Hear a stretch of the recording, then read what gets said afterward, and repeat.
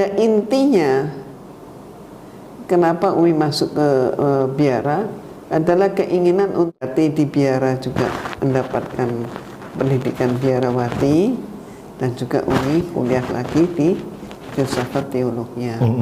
Jadi gelar Islam agama yang jelek itu selalu melekat pada mereka. Salman Rushdie mengatakan ayat setan, Al-Quran itu ayat setan. Subhanallah. Itu perkembangannya kan menjadi ke sana. Jadi saat itu pun Umi semakin ingin tahu kitab ini mana yang depan, mana yang belakang, mana yang atas, mana yang bawah. Umi lihat hurufnya tambah bingung lagi kayak cendol. Itu Ahad, Isa, satu. Langsung komen dari dalam hati Umi, yang melantik siapa? Kaisar Konstantin. Bagaimana mungkin Tuhan dilantik oleh manusia? Kalau orang nggak mampu berpikir gimana masuk Islam? Ya kenikmatannya itu mohon maaf tidak seperti kenikmatan yang dirasakan oleh orang berpikir. Rasulullah kok nggak ada fotonya? Rasulullah kok nggak ada patungnya? Iya, karena apa? Isa alaihissalam yang dikultuskan dan dipertuhankan tahun 325 Masehi. Simbol yang diberikan oleh Nabi Isa terhadap agama yang dia pimpin adalah ikan. Yes. Nah, kenapa misionaris getol? Ayatnya ada. Perintahnya adalah mengkristenkan dunia. Matius dan Markus tadi kan. Ditambah lagi dengan apa? Ditambah lagi dengan mohon maaf ada upahnya. Iya. Permen-permennya itu ada.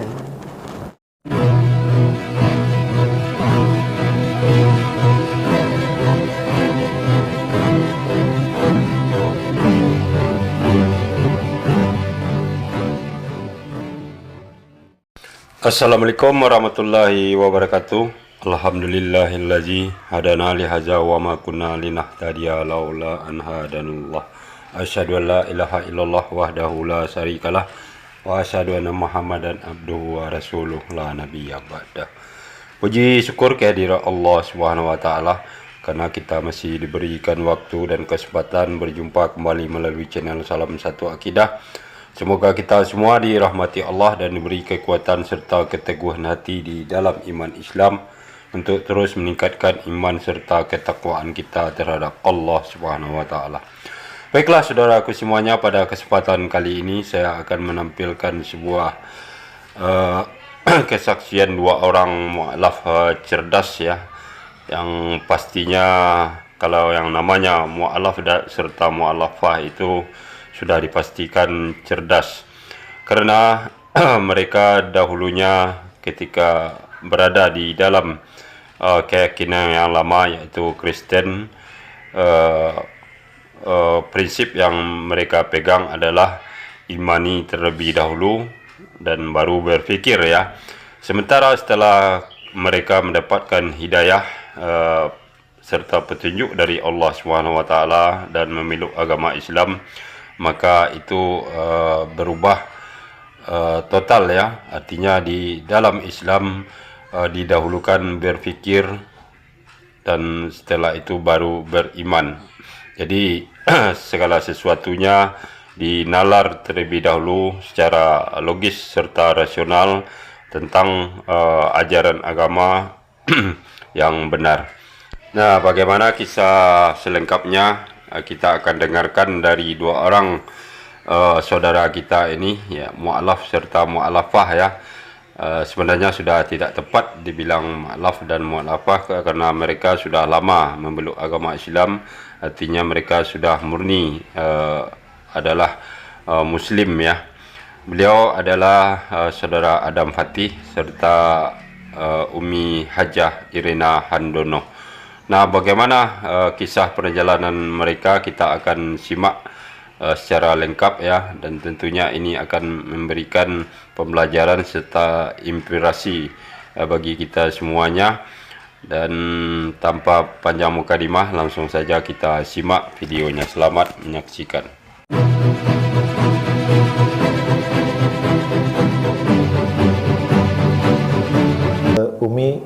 juga dulu selain beragama Katolik ya, Mi, ya, Umi juga pernah menjadi biarawati ya, Mi, ya.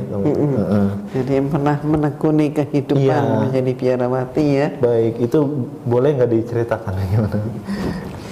Ya sebenarnya ini sudah banyak sekali yang beredar ya. Ada di mana-mana begitu. Namun pada intinya kenapa Umi masuk ke biara adalah keinginan untuk hidup lebih baik. Oh iya. Hidup lebih baik yang dalam istilah kita adalah mendapatkan ridha Allah. Karena Umi nampak dari yang kelihatan pada Umi adalah biarawati itu kan rapi, tertata, ya. Ya, itulah kehidupan yang indah menurut Umi demikian. Nah, masuklah Umi ke biara dan saat di sana pun Umi mendapatkan penugasan untuk kuliah di Institut Filsafat Teologi. Jadi berarti di biara juga mendapatkan pendidikan biarawati dan juga Umi kuliah lagi di Filsafat Teologi. Sampai pada suatu saat Umi mendapatkan dialog ya. Jadi dialog juga kuliah ini dalam berbagai katakanlah untuk pendekatan perbedaan agama, perbandingan agama. Mereka selalu mengatakan bahwa Islam itu agama yang jelek. Buktinya di Indonesia yang miskin kebanyakannya orang Islam. Islam di Indonesia juga selain miskin juga banyak yang bodoh. Jadi gelar Islam agama yang jelek itu selalu melekat pada mereka. Terus jelek lagi dilihat yang namanya diskriminasi terhadap perempuan itu di Islam. Mereka menyatakan, lihat aja misalnya orang-orang Arab itu kalau berjalan laki-lakinya di depan, perempuannya di belakang. Sampai kalau masuk kendaraan taksi misalnya, maka laki-lakinya masuk duluan, perempuannya ditinggalin di belakang. Belum lagi, Islam itu kasar. Apalagi setelah 9/11, Islam itu teroris. Kalau zaman sekarang radikal. Betul. Dan seperti ini, keadaan seperti ini nggak heran gitu loh ya. Dari zaman dahulu pun sudah begitu banyak fitnah, hujat, caci maki terhadap Islam. Dan yang paling banyak dicaci maki, difitnah, dihujat dan sebagainya, mengalami karakter assassination, itu siapa? Rasulullah Sallallahu Alaihi Wasallam. Masya Allah. Sampai hari ini nggak selesai. Ada yang namanya Charlie Hebdo gitu ya, macam-macam. Sampai Geert Wilders gitu kan. Sampai sutradaranya juga kemudian masuk Islam gitu kan. Macam-macam. Dan kemudian setelah ditampilkan bahwa Islam itu bodoh, Islam itu kumuh, Islam itu malas, gitu, Islam itu miskin dan sebagainya, ya tentu Umi ingin semakin tahu lagi. Karena dikatakan oleh mereka, bahkan misalnya Salman Rushdie mengatakan ayat setan. Al-Quran itu ayat setan. Subhanallah. Itu perkembangannya kan menjadi ke sana. Jadi saat itu pun Umi semakin ingin tahu gimana sih sebenarnya Islam itu menurut Al-Quran. Bukan menurut. Jadi baku ya, baku, bukan menurut penyampai gitu ya. Bukan menurut orang ya, tapi menurut sumbernya sendiri. Nah kemudian Umi mengajukan minta izin ya, minta perkenan apa boleh Umi belajar Al-Quran. Silakan Anda pelajari, tapi jangan lupa tugas Anda itu untuk mencari kekurangan Islam, kelemahan Islam. Dan alhamdulillah dengan susah payah ya, dibilang susah payah yang berat juga enggak sih sebenarnya. Karena apa? Karena mereka mempunyai perpustakaan yang lengkap, termasuk Al-Quran pun ada. Ada, Mi? Ada. Malah pertama kali Umi ambil, Umi bawa pulang ke biara. Malamnya Umi mau belajar, saat itu bingung kitab ini mana yang depan, mana yang belakang, mana yang atas, mana yang bawah. Umi lihat hurufnya tambah bingung lagi kayak cendol, kata orang Betawi. Gak mungkin Umi bisa baca ini, gak mungkin dalam waktu singkat Umi bisa mempelajari bahasa ini, tulisan ini. Apalagi belajar apa namanya membaca, nggak mungkin tanpa ada panduan. Bagaimana memasukkan ustadzah ke dalam biara, nggak mungkin loh. Alhamdulillah Umi saat itu ingat ada Al-Quran yang memakai terjemah di sampingnya. Jadi huruf hijaiyah terus ada terjemah. Benar, Umi ke perpustakaan, besoknya Umi ambil, ketemu, Umi ambil, Umi bawa pulang. Tapi kembali lagi, karena Umi nggak mengerti cara bacanya, ya Umi perlakukan seperti huruf Latin. Buku-buku biasanya. Ya no? Dari kiri ke kanan. Nah ini kan kebalik, kanan ke kiri. Dan akibat karena tidak mengerti itulah, maka yang Umi baca itu ayat-ayat justru yang letaknya di belakang. Masya Allah. Kan keliru itu bukanya. Disitulah Umi temukan surat Al-Ikhlas. Pas lembaran belakang itu kan, Umi buka ketemunya surat Al-Ikhlas. Qul wallahu ahad, Allahu samad, lam yalid wa lam yulad wa lam yakul lahu kufuwan ahad. Yang terjemahnya Umi saat itu hanya mampu terjemah.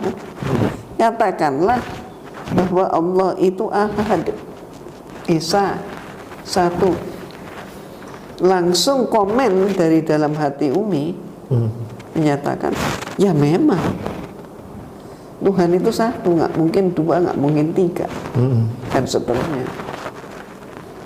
Nah ini yang benar. Paham kan? Paham. Nah ya ini yang benar, satu. Dan satu yang bagaimana? Dijelaskan dalam surat Al-Ikhlas. Satu yang tidak bergantung pada apapun, tapi segala sesuatu bergantung pada Dia. Masya Allah.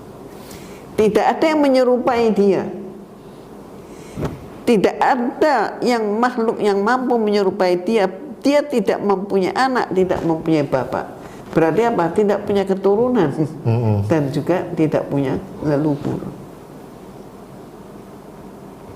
Lah ya iya, kalau ini memang benar ini. Lah kalau ini benar, nah itu. Lah kalau ada dua, ada tiga dan seterusnya, berarti dia bukan Tuhan, tapi dia ada ciptaan.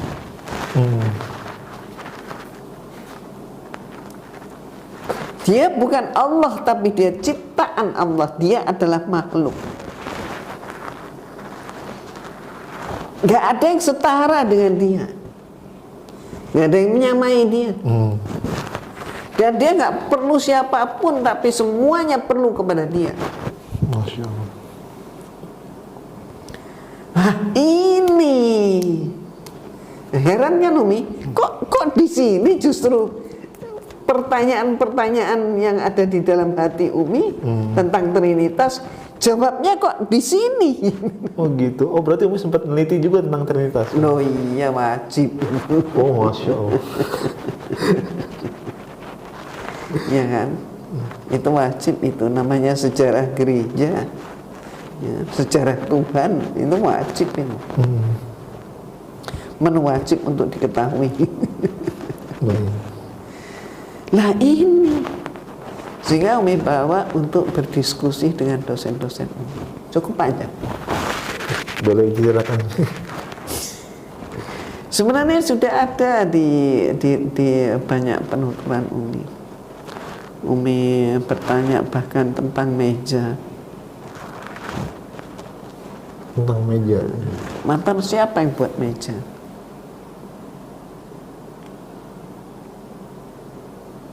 Nggak mungkin meja itu ada dengan sendirinya. Pasti ada yang buat. Ada yang buat. Bukan kayu. Terus langsung lanjut sampai pada siapa menciptakan manusia?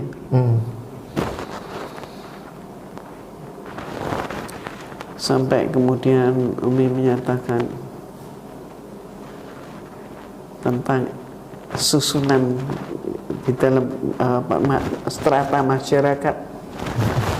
Kalau di Indonesia ada RT, RW, ada lurah, ada camat, dan sebagainya.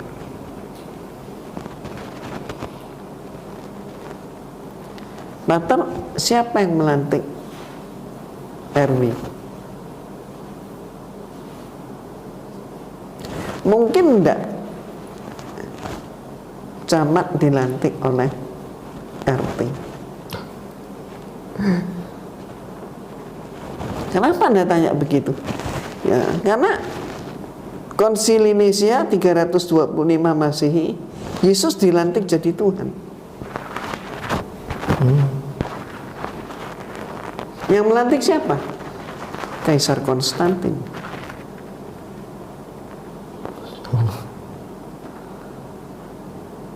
Bagaimana mungkin Tuhan dilantik oleh manusia?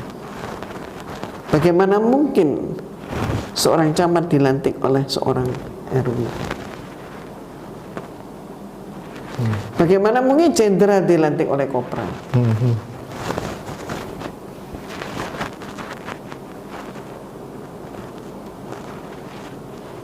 Nggak masuk akal ya? Nggak masuk akal. Banyak sekali pengandaian yang Umi ajukan dan yang tidak bisa dijawab. Insyaallah.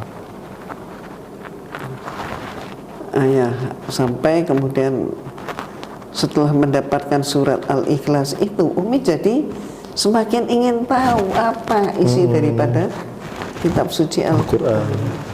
Insyaallah. Sehingga Umi semakin mempelajari. Sampai bertemu dengan berbagai ayat. Sampai misalnya ketemu dengan Al-Hujurat ayat 13. Masya Allah. Ya ayyuhan nasu inna khalaqnakum min dzakari wa unsa wa ja'alnakum syu'ban wa qabaila lita'arufu.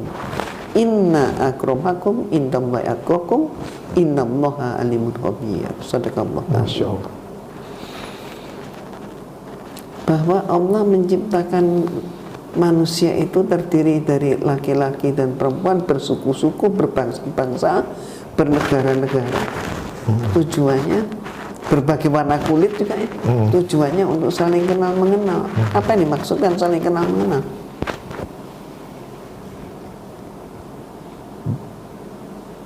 Bersosialisasi, Bersaudara. bersaudara. Betul. Bersaudara, saling kenal mengenal, mengenal wataknya, mengenal pemikirannya, mengenal budayanya, mengenal peradabannya, mengenal keilmuannya. Sesungguhnya manusia yang mulia di hadapan Allah itu orang yang bertakwa. Apa artinya?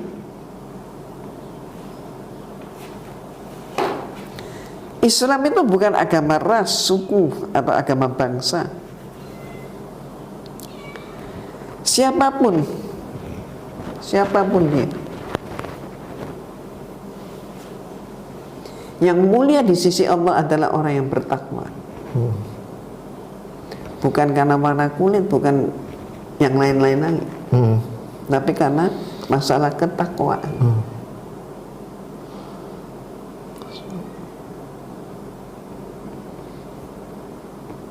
Bahwa kemudian umat Islam itu berpecah belah, ya memang, mohon maaf, itu oknumnya. Agamanya tidak mengajarkan begitu. Itu oknumnya. Nah, kalau kita mau menunjuk ke lebih jauh lagi, ya memang itu agenda. Makanya di sini kita selaku umat Islam harus paham, kita ini berislam bukan untuk berpecah belah. Kita berislam itu untuk bersatu, bersatu dalam iman dan akidah, bersatu, saling mendukung untuk menjadi kafah. Masya Allah, tabarakallah. Masya Allah. Nah, jadi kalau ada orang Islam berpecah belah itu bukan agamanya, manusianya, oknumnya itu. Nah, terus kenapa dia begitu? Ya karena dia mendapatkan propaganda yang salah. Yang sudah diagendakan sebenarnya. Iya, agenda itu yang dia ikuti. Seperti tadi Umi menceritakan, dikatakan bahwa laki-laki, perempuan dalam Islam itu tertindas. Buktinya laki-laki Arab itu katanya perempuannya di belakang. Kalau Barat kan lain, perempuan di depan. Ladies first. Ladies first, gitu kan ya. Banyak yang terkecoh. Karena apa? Penilaiannya sepihak. Ayolah kita lihat berbagai pihak, multidimensi. Islam diletakkan di belakang, sekarang laki-laki di depan adalah bentuk pertanggungjawaban. Dia imam, dia pemimpin, dia penanggung jawab keluarganya. Janganlah keluarganya ditaruh di depan, dia diamankan oleh keluarganya, tapi dia mengamankan keluarganya. Namanya mengamankan itu di mana? Mana ada orang mengamankan itu ditaruh di depan? Ya enggak? Namanya mengamankan itu di belakang dong. Kalau sini kena tembak dor misalnya ya, yang kena siapa? Yang di depan. Yang depan. Ya kan? Yang di belakang aman. Sure. Jadi itu hanya framing ini. Framing. Jangan hanya omong kosong. Omong kosong. Perempuan dihormati maka ditaruh di depan. Ya kalau kamu ditembak nanti yang kena perempuanmu. Kamu selamat. Kan itu. Kamu misalnya perempuan taruh di masuk mobil dulu, taksi. Kalau taksinya lari, mau apa dia? Makanya laki-laki masuk taksi dulu. Setelah dia duduk di dalam, dia lihat keadaan yang ada di dalam taksi, aman, masuk si yang perempuan. Iya kan? Masya Allah.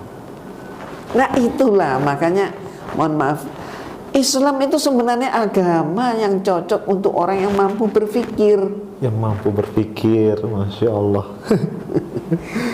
Terus sebenarnya kalau orang nggak mampu berpikir gimana masuk Islam? Ya kenikmatannya itu, mohon maaf, tidak seperti kenikmatan yang dirasakan oleh orang berpikir. Masya Allah. Jadi Islam itu untuk seluruh umat manusia.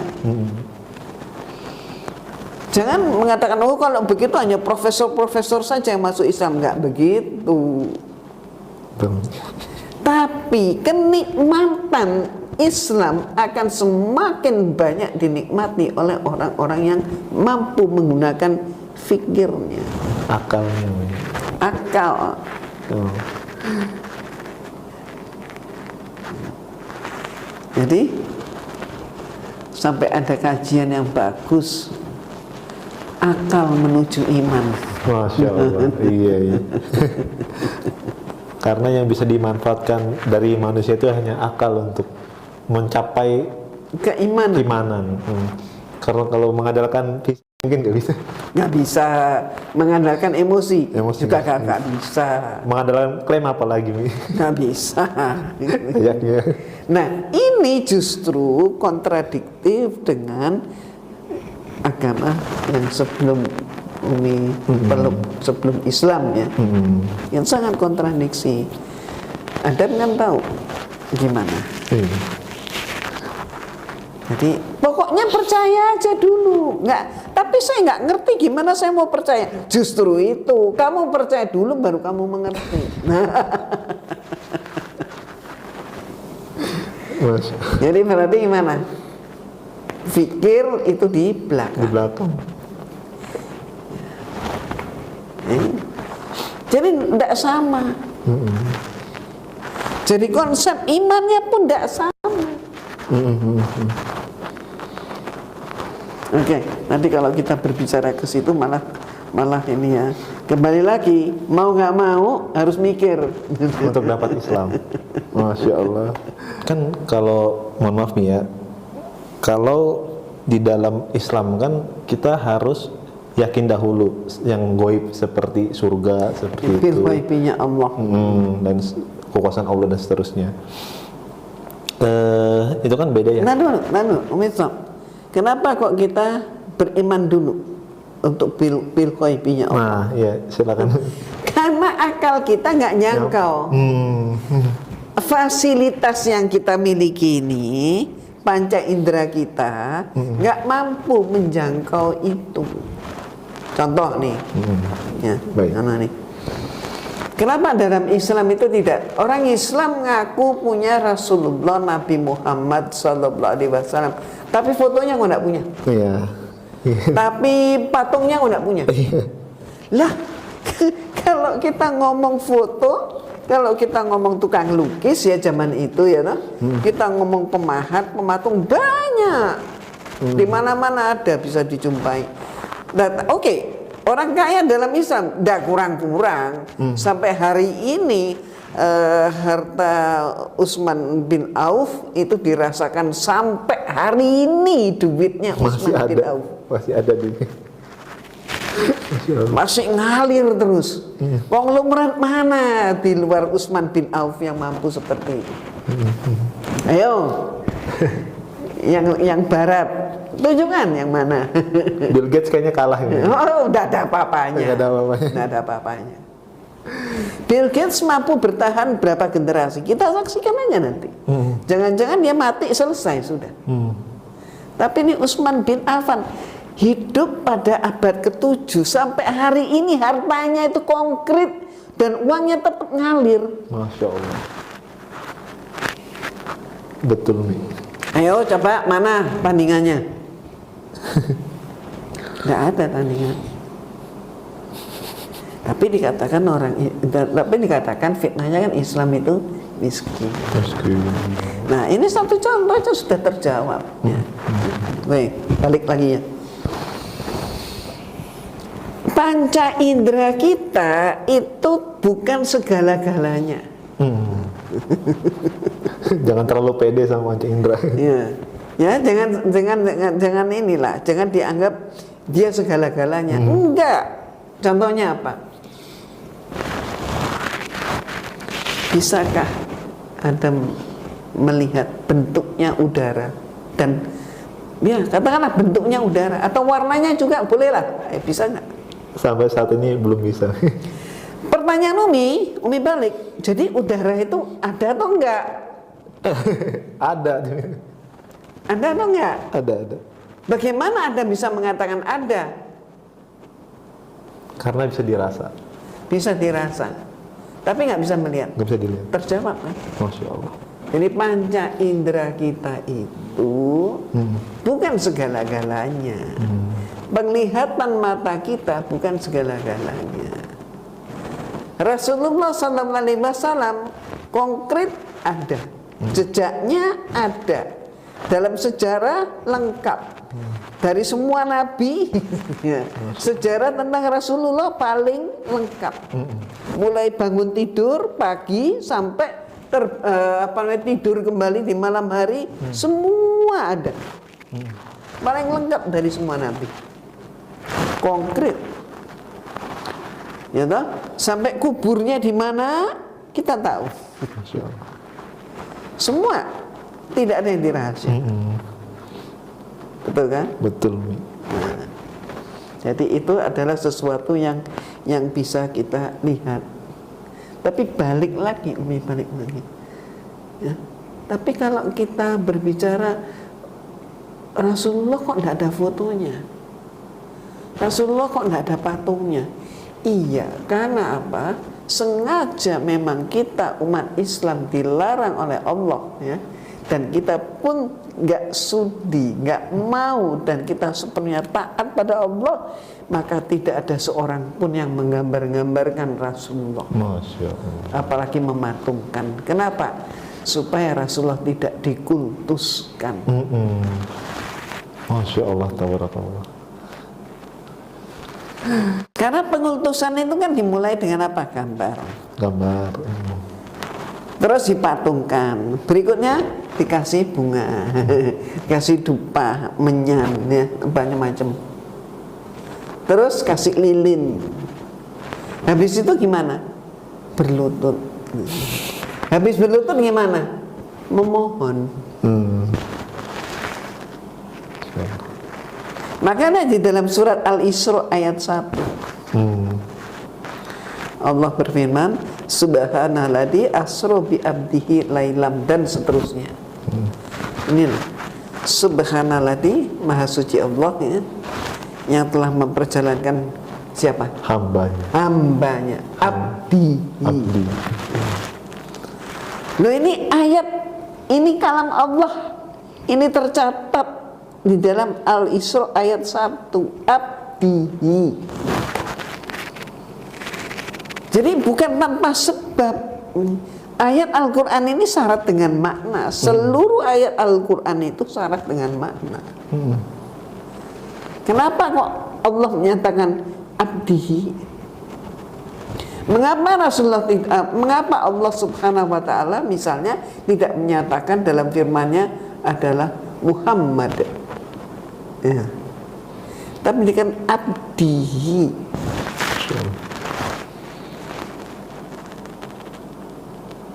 Ya, untuk mencegah jangan sampai Rasulullah SAW mengalami seperti yang dialami Nabi sebelumnya. Siapa Nabi sebelumnya?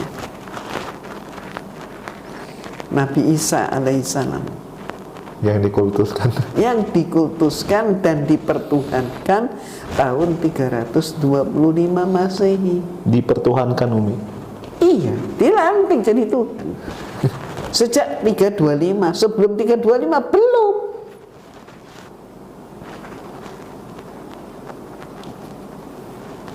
Konkret kan? Itu. Malah juga banyak orang mengatakan salib itu simbol Kristen. Ya, salib menjadi simbol Kristen itu adalah setelah kemudian pada masa Nabi Isa alaihissalam masih hidup, maka salib itu masih sebagai simbol mereka yang melakukan perbuatan kriminal. Karena salib adalah hukuman untuk para pelaku perbuatan kriminal. Simbol yang diberikan oleh Nabi Isa terhadap agama yang dia pimpin adalah ikan. Ikan. Yes. Nah, Kok bisa ikan nih? nah nanti deh. Itu lihat Oh, di oke. YouTube Umi. Baik, Umi. Kita sekarang lihat dulu pola dakwah. Pola dakwah. Pola itu patron ya. Jadi melaksanakan dakwah itu harus bagaimana? Ya. Jadi ada polanya kan, ada patronnya. Nah, pola dakwah Islam bagaimana? Antara lain ayat yang mudah kita jumpai, la ikraha fiddin dan lakum dinukum waliyadin. Buktinya dalam sejarah terungkap sampai ketika Islam itu menguasai 2/3 dunia. Tidak ada ceritanya sebuah negeri yang dipimpin oleh orang Islam maka seluruh penduduknya harus Islam, dipaksakan. Tidak ada. Setuju. Ya, seluruh perjalanan sampai hari ini. Kalau ada tunjukkan, buktikan. Jangan cuma ngomong, gitu ya. Jangan cuma klaim, tapi buktikan bahwa dia dipaksa jadi Islam. Kalau nggak mau, pancung. Katanya kan itu. Katanya berbagai fitnah kan Islam itu main pancung kan gitu ya. Oke. Terus tadi kemana pertanyaan tadi? Misionaris. Oke. Dakwah Islam rambunya, patronnya jelas ya. Jelas. La ikraha fiddin lakum dinukum waliyadin. Dalam Kristen bagaimana?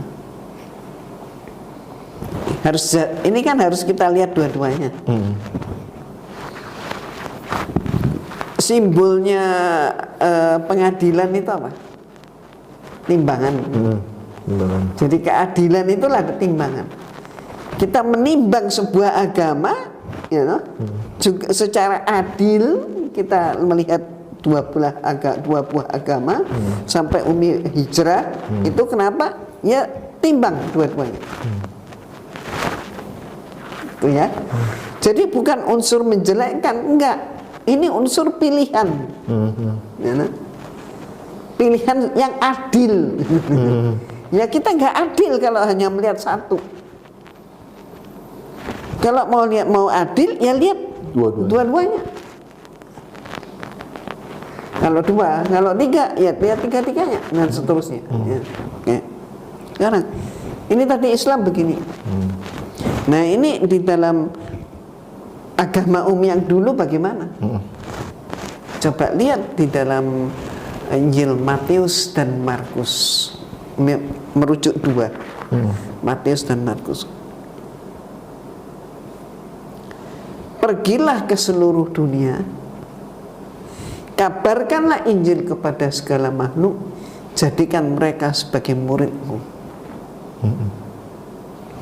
Satu lagi, menyebarlah ke seluruh dunia, kabarkanlah Injil, jadikan mereka semua muridku, baptislah mereka. Ini patronnya. Jadi disuruh apa? Nyebar ke seluruh dunia. Disuruh apa? Menginjili. Terus dibaptis, dijadikan murid. Ya kan? Ya, taat pada instruksi, gitu kan? Instruksinya apa? Membaptis seluruh dunia. Nah ini loh. Di sini instruksinya membaptis seluruh dunia. Nah misionaris ya harus membaptis seluruh dunia.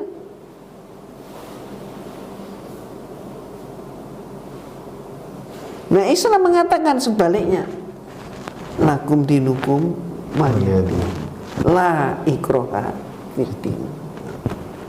Sama? Enggak sama. Nah kenapa misionaris getol? Ayatnya ada. Oke, untuk mempermudah lagi. Bagaimana kalau ada orang Islam tapi dia tidak sholat Jumat? sampai 10 kali. Ini 5 kali, 10 kali gimana? Kata Nabi sih gimana kafir lah ibaratnya gitu. Jadi seorang itu Islam atau bukan dilihat dari sholatnya. Ya. Jadi kalau dia taat, ya dia sholat. Kalau dia nggak taat, dia nggak sholat. Kemudian kalau dia nggak sholat, mati masuk surga atau neraka? Neraka. Karena nggak taat kan? Nggak taat. Karena nggak taat dia nggak sholat. Karena nggak sholat dia pun nggak masuk surga. Maka dia masuknya ke neraka. Jelas. Alurnya jelas ya. Sekarang ini ada perintah di sini ini. Perintahnya adalah mengkristenkan dunia. Matius dan Markus tadi kan. Bagaimana kalau ada misionaris tidak mampu mengkristenkan orang lain? Bagaimana kalau ada di kalangan mereka mengabaikan perintah ini? Orang Islam diperintahkan sholat, nggak sholat masuk neraka. Nah kalau ini mereka diperintahkan menginjili, melaksanakan misi. Kalau nggak dilaksanakan gimana? Masuk mana ini?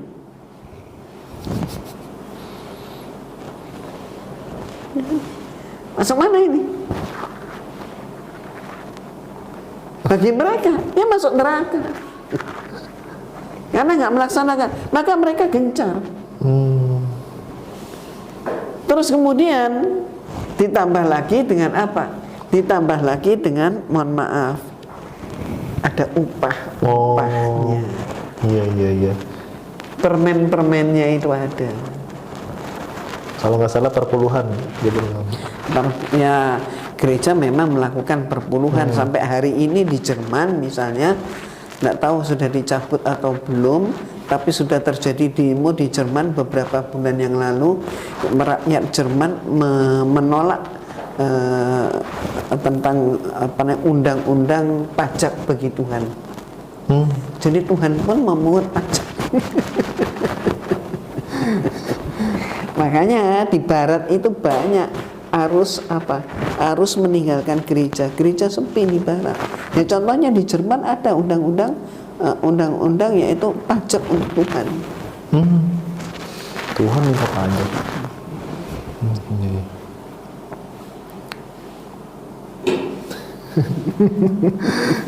Insya Allah. Artinya memang ada keuntungan pribadi yang mereka dapatkan. Itu baru situ. Nah, bagaimana kalau kemudian Anda meneliti lebih jauh lagi tentang programnya Rands Corporation? Ya, nah? Bagaimana kalau Anda meneliti lebih lanjut lagi bagaimana tentang Rockefeller dan sebagainya? Ya, memang mereka kan orang pinter kan. Ya. Banyak orang awam terkesima. Loh, mereka kan semuanya intelektual, mereka kan orang pinter, masa mereka tidak ngerti? Ya karena konsep imannya tadi. Apa saja kata petinggi mereka terima. Sementara mereka ini sudah mempelajari sejarah Islam. Ini Moshe Dayan, masih ingat Moshe Dayan ini siapa? Petinggi Israel yang lalu.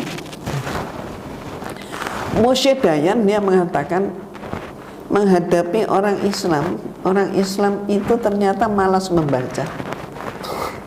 Orang Islam itu ternyata nggak ngerti sejarah. Ya benar ya dia bilang. Benar, untuk saat ini dia benar. Tapi saat lalu enggak. Orang Islam itu semua tahu tentang sejarah Islam. Tapi generasi sekarang ini orang Islam itu tidak mengenal sejarah.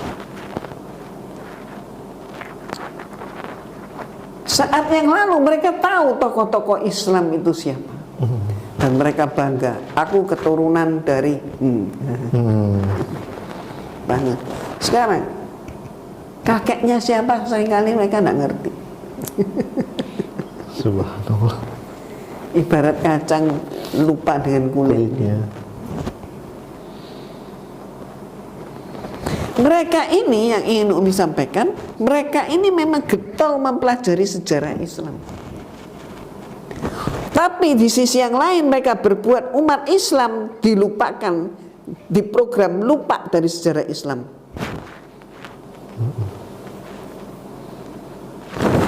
Pelajaran sejarah di negeri kita beda dengan pelajaran sejarah di negeri yang lain. Contoh, pelajaran sejarah di Indonesia tidak ada bentuk pemerintahan khilafah, itu tidak ada. Iya. Tapi di Australia yang kapitalis, Yang berideologi kapitalis gitu. ya, di Australia betapa Umi kaget, ternyata apa? Buku pelajaran sejarah mereka mengajarkan tentang macam-macam sistem pemerintahan, termasuk mengajarkan tentang sistem pemerintahan khilafah. Masya Allah. Australia. Australia.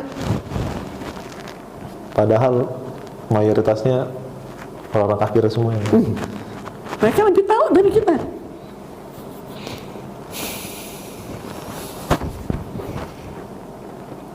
Masya Allah. Sungguh disayangkan sekali ya, Umi ya, keadaan kita saat ini ya, melupakan beberapa Malah sejarah. orang Islam yang awam kadang-kadang masih banyak yang kita jumpai ISIS. Oh makanya ISIS itu Islam, tapi Islamnya yang fanatik itu ISIS. Loh, bodoh banget. ISIS itu yang buat siapa? Inggris dengan sekutunya. Yahudi Inggris dengan sekutunya. Jadi kemakan, ke framing umat kita. Gitu. Masya Allah. Apalagi nanti ada remaja yang mengatakan, makanya Islam ya Islam aja, tapi nggak usah fanatik. Lah, Bagaimana itu? Islam ya Islam, tapi jangan ikut-ikutan radikal. Lah, ini kan bekas framing, bekas-bekasnya itu nampak nyata.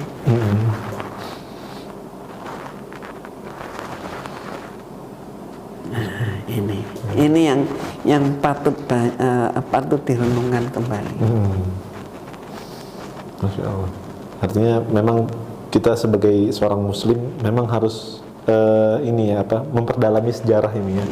Kemudian juga tadi Umi sempat singgung juga, kita harus mengetahui juga pergerakan mereka seperti apa, misionaris seperti apa gitu. Bahkan yang sempat saya dengar juga Mi, ada juga yang misionaris yang main paksa-paksa gitu. Memang itu diperkenankan apa dalam agama Kristen Mi? Ya faktanya banyak ya. Jadi gini, kalau Anda tanya diperkenankan atau tidak, Umi balik mau tanya dulu.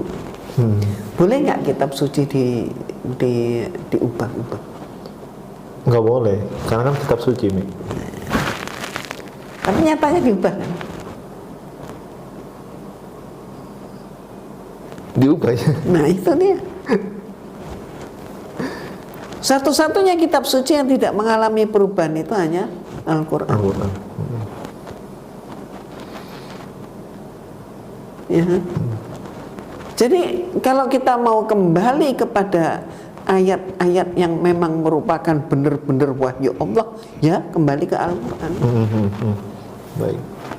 Kalau hukum-hukum mereka itu kan hukum yang dianggap benar saat ini, suatu saat dianggap nggak benar, suatu saat dianggap kedaluarsa, ganti.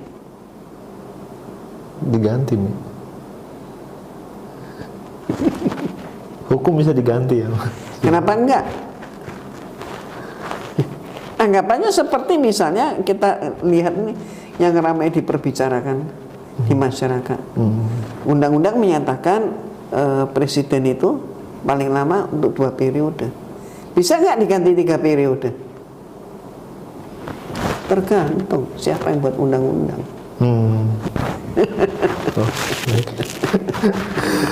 Masya Allah Umi. Mohon izin untuk pertanyaan selanjutnya Umi.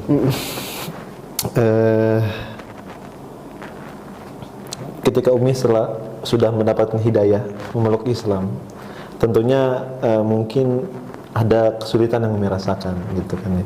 Dan ini mungkin juga saya rasakan juga waktu agama saya dahulu.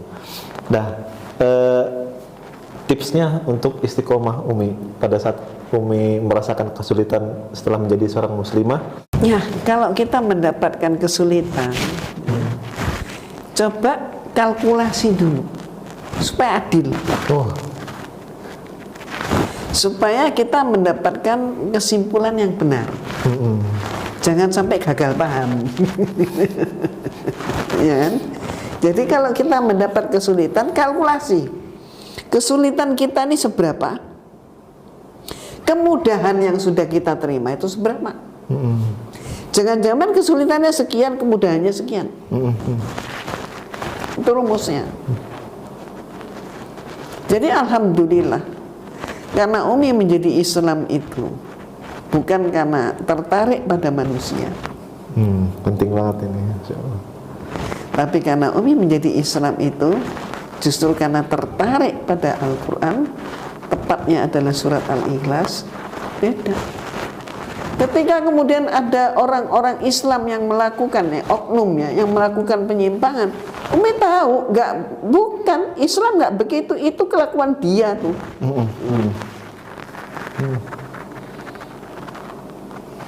Nggak ngefek. Kenikmatan, kemuliaan yang Umi dapat dibanding dengan, mohon maaf, kesulitan. Masya Allah. Masya Allah. Makanya ayat Allah itu kan surat Ar-Rahman itu kan jelas bertanya, nikmat Allah yang mana yang kau ingkari? Mari lagi, tergantung kita. Seberapa kemampuan kita menggunakan akal kita. Jadi apa? Alatnya, perangkatnya itu sudah disediakan oleh Allah, dikasih nih akal, ini pikiran. Iya. Tergantung mau dipakai nggak. Sebab apa? Sebab akal, sebab pikiran. Kadang orang bilang akal, kadang orang bilang pikiran. Sebab apa? Akal atau pikiran itu seperti pisau. Walaupun kita punya pisau yang bagus, stainless, mohon maaf, dibeli ya, dalam bentuk tajam, jangan dipakai nih. Jangan diasah. Maka pisau itu majal.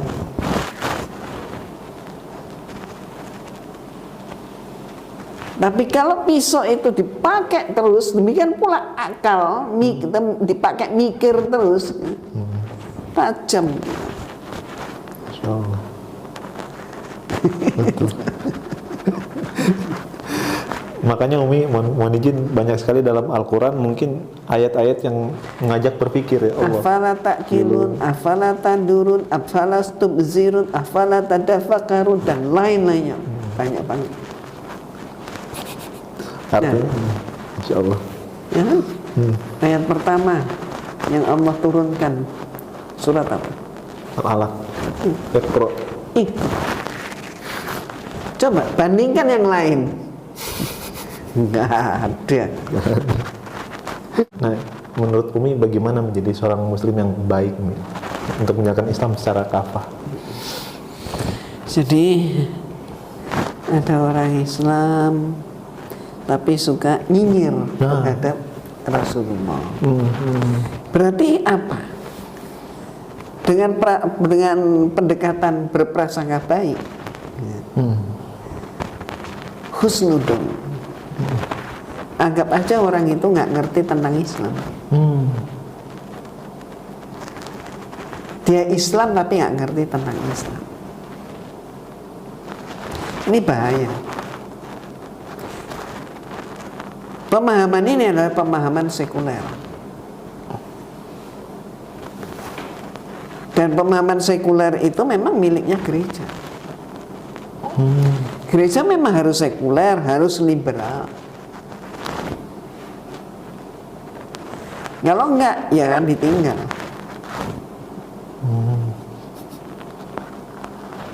Tapi umat Islam, kalau kita mau kafah, ya pelajari dengan benar.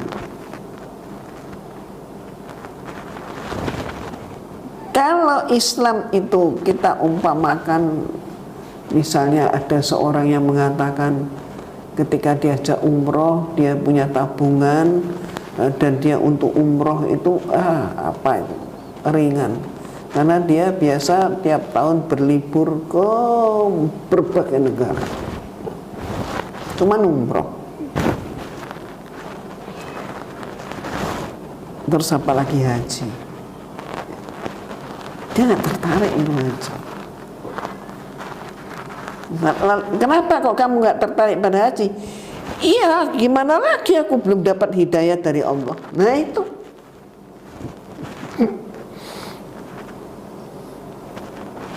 Tapi kalau dia adalah pribadi yang kafah, Islamnya itu kafah, dia pribadi yang menyeluruh, Islamnya kafah, berpikirnya secara Islami, berbicaranya secara Islami, makannya secara Islami, pergaulannya secara Islami. Kalau dia kafah, siapa yang nggak pengen untuk terus-terusan umroh atau haji? Betul.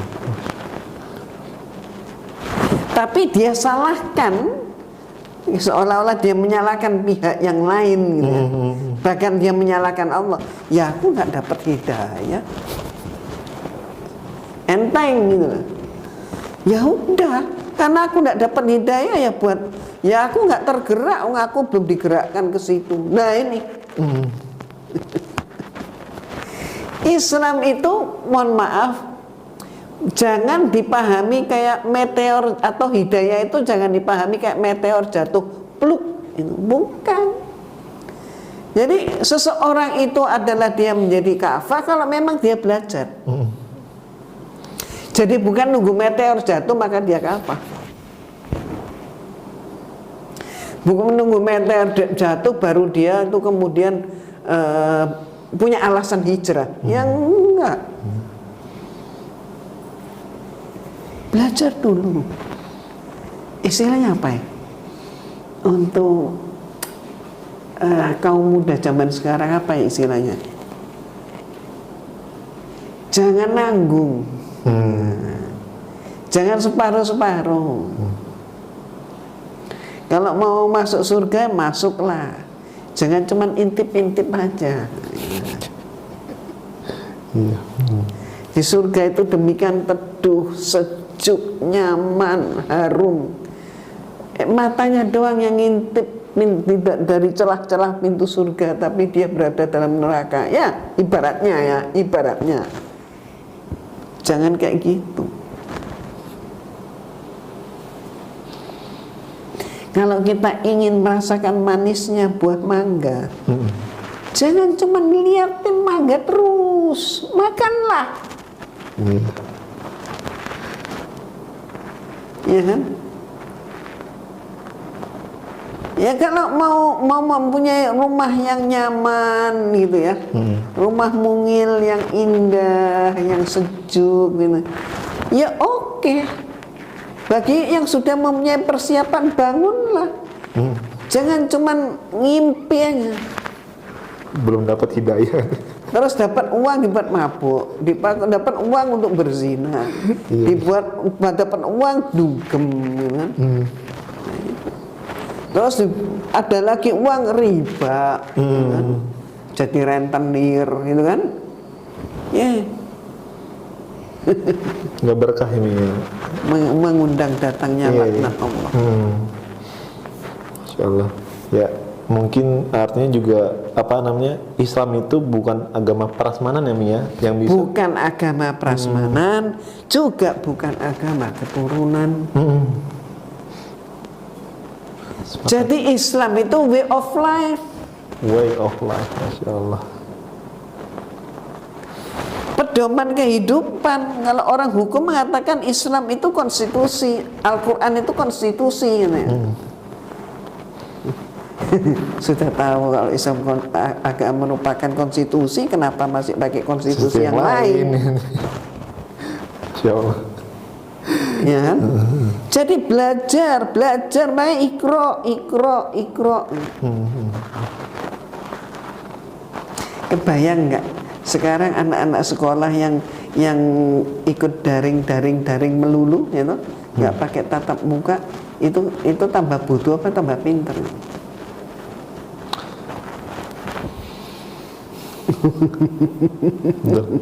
Dan saya ingin bertanya sama Umi, ada nggak pesan-pesan untuk sahabat yang dia mu'alaf ataupun dia muslim dari lahir, Mi? Fadol. Ya, makasih. Pesannya adalah jangan pernah lewatkan satu hari pun untuk sia-sia. Kita tidak tahu kapan usia kita akan berakhir. Jangan sampai kita berakhir dalam keadaan yang kufur. Maka bagi kita yang sudah mendapatkan hidayah Allah, syukuri itu. Tidak ada waktu untuk tidak mensyukuri. Demikian pula tidak ada waktu untuk tidak belajar. Belajar itu sesuatu yang menyenangkan. Belajar itu asik. Dengan belajar maka kita tidak akan menjadi gagal paham. Mudah-mudahan ini. Kalau kita mampu belajar dengan baik, insya Allah kita akan merasakan nikmatnya hidup dunia akhirat. Itu Islam. Sangat luar biasa ya kita melihat kepada saudara-saudara Muslim kita yang sudah berpindah keyakinan ya dari Kristen kemudian memeluk agama Islam, dan itu perbedaannya sangat terlihat dari cara penyampaian tutur bahasa ya. Di situ saja sudah kelihatan bahwa umat muslim tersebut, apalagi seorang mu'alaf dan mu'alafah, itu sebelum berbicara dipikir terlebih dahulu ya. Artinya berbicara secara lembut, karena mereka harus menggunakan akal terlebih dahulu sebelum menyampaikan satu kebenaran itu. Begitu juga di dalam meyakini kepercayaan agama. Di dalam Islam memang kita dituntut oleh Allah SWT untuk menggunakan akal ya, karena memang akal adalah yang salah satunya diciptakan Allah terlebih dahulu ya, sehingga tentunya Allah SWT sudah mengetahui kemampuan akal itu sebenarnya memang bisa untuk mencari kebenaran yang serta petunjuk yang sudah diajarkan oleh Allah SWT melalui junjungan kita Nabi Muhammad SAW. Dan apa yang diceritakan oleh Umi Hajah Hirina Handono barusan, tentu ini menjadi suatu pembelajaran ya bagi kita semuanya, dan insya Allah apa yang beliau sampaikan akan memberikan motivasi serta inspirasi bagi saudara-saudara kita yang belum memaksimalkan kerja akalnya untuk menelar tentang suatu kebenaran, khususnya keyakinan beragama. Dan kita juga mendoakan kedua orang ini, semoga beliau dalam keadaan sehat ya, dan dimudahkan segala urusannya, dan tetap memberikan pencerahan kepada kita semuanya. Nah, demikianlah saudaraku, akhir kalam, terima kasih. Assalamualaikum warahmatullahi wabarakatuh.